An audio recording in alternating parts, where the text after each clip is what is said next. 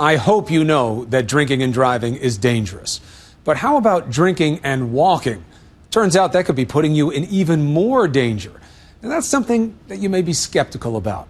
But we have the tape to make you believers. Here's Amy Robach. A leisurely stroll down the street has its perils, like lampposts or oncoming traffic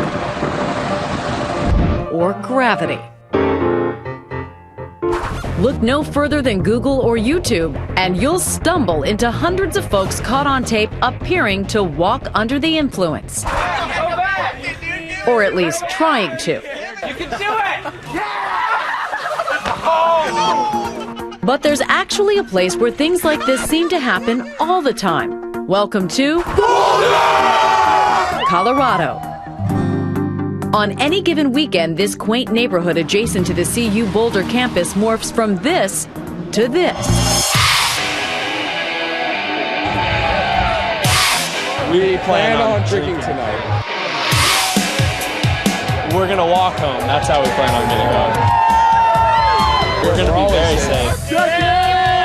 Safety first. I've watched people stumble back and fall a few times, but they'll get right back up and be like, I'm good. And they keep walking. The invasion of the drunk walkers every fall has actually driven homeowners like Tom Russell to the edge. You've left that area. Yeah, I left. I just couldn't. I honestly couldn't stand it. You'll have these tremendous parties where hundreds and hundreds of people come to consume kegs of beer, and you find them wandering around drunk. Just a block away from his home, Russell discovered a young woman sprawled out on the ground. I found her passed out on the street, drunker than anyone I'd ever seen, with just her bare feet sticking out onto the sidewalk.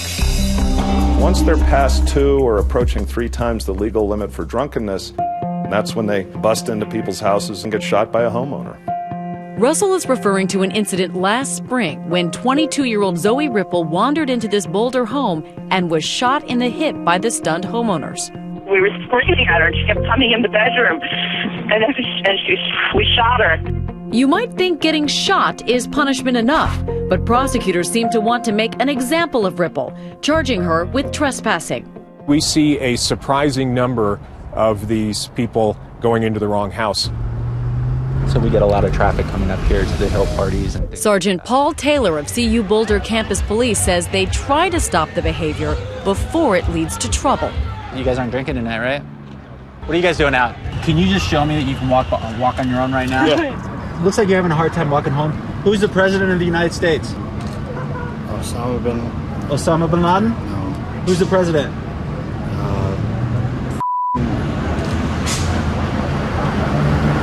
All right, man. Hey, here's the deal. I'm a little concerned about how intoxicated you are right now. I'm not intoxicated. I understand. Where do you live? I'm in the Central America. Okay. You live in Central America? Yes. What have I done? This guy isn't so happy right now, but Sergeant Taylor may have saved him from even greater danger. Over 1,000 drunk pedestrians get mowed down in traffic every year, and even on the sidewalks, a drunk walker can become a drunk victim. Like the guy who passed out on a New York sidewalk, only to be robbed once, twice, 3 times by passersby. Or the tourist in Baltimore. I'm taking money, yo.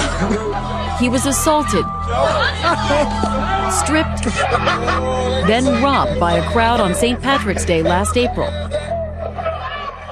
Dr. Thomas Esposito, a trauma surgeon at Loyola University in Chicago, is all too familiar with the dangerous cocktail of drinking and walking.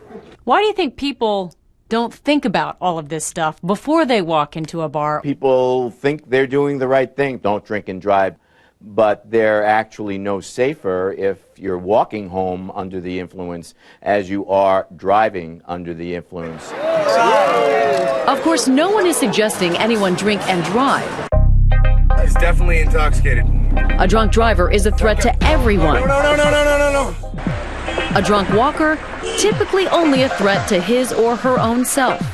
Still not convinced drunk walking is that tough? We put this challenge to the best walkers in the world.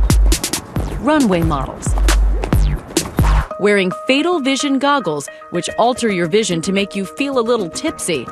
Could these professional walkers still perform?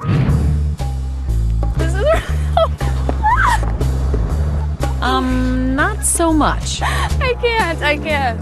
Unfortunately, beer goggles can't be removed as easily. How you doing, guys? So campus police must resort to these weekend patrols, pedestrian tunnels, even taking students to detox. I'm just gonna hang on and make sure you're okay, all right? To get to the house parties, usually go this way. And CU students like 20-year-old Hannah are coming up with solutions of their own. When I would go out with my friends, I was the designated walker instead of the designated driver. So if someone was a little too drunk to walk home by themselves and they're like, I gotta go home, I'd be like, okay, I'll take you home. We're gonna get you to detox, you're gonna sober up a little bit. Because remember, friends don't let friends walk drunk. You're gonna be all right. This is bullshit. Next.